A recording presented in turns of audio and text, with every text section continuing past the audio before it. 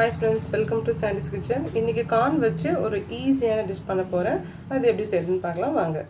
அதுக்கு தேவையான பொருட்கள் சோளம், கேப்சிகம், கடலை மாவு, வெங்காயம், பச்சை மிளகாய், கருவேப்பிலை, கொத்தமல்லி.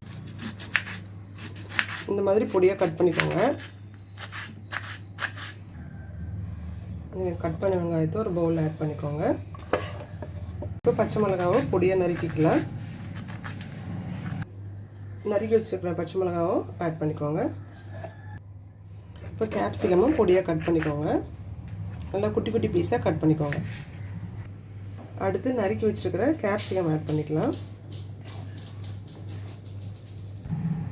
இப்போ கருவேப்பிலை கொத்தமல்லியை பொடிசாக கட் பண்ணிக்கலாம்.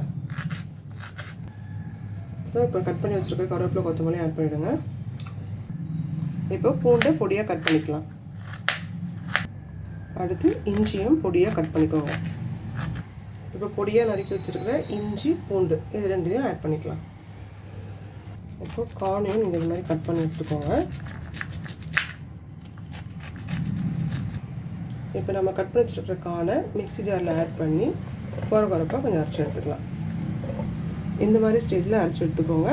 இதை இப்போ அதில் ஆட் பண்ணிடலாம். இப்போ நம்ம அரைச்சி வச்சுருக்கிற இந்த கார்னை ஆட் பண்ணுறோம்.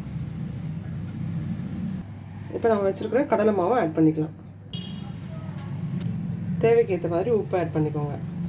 இப்போ கொஞ்சம் தண்ணி ஆட் பண்ணிக்கலாம். இந்த மாதிரி நல்லா மிக்ஸ் பண்ணிக்கோங்க. இப்போ ஒரு பேன் வச்சு ஆயில் போட்டுக்கோங்க. எண்ணெய் காஞ்சதும் நம்ம ரெடி பண்ணி வச்சுருக்கிற இந்த பக்கோடா மிக்ஸை சின்ன சின்ன உருண்டைகளாக போட்டு எடுக்கணும்.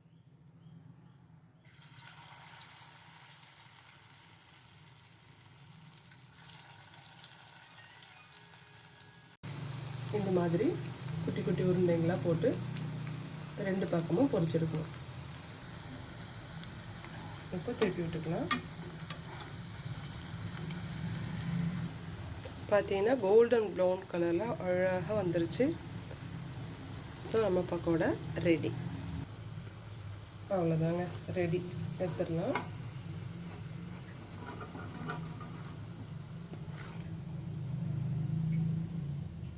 ஃப்ரெண்ட்ஸ், சூப்பரான கார்ன் பக்கோடா ரெடி.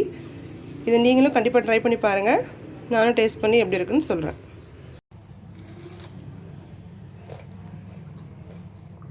ஃப்ரெண்ட்ஸ், உண்மையாக டேஸ்ட் ரொம்ப சூப்பராக இருக்குது. நீங்களும் கண்டிப்பாக ட்ரை பண்ணுங்கள். ஓகே, நெக்ஸ்ட் வீடியோவில் பார்க்கலாம். மறக்காமல் நம்ம வீடியோ சப்ஸ்கிரைப் பண்ணிக்கோங்க. அப்போ தான் இந்த மாதிரி நிறைய வீடியோஸ் வரும்.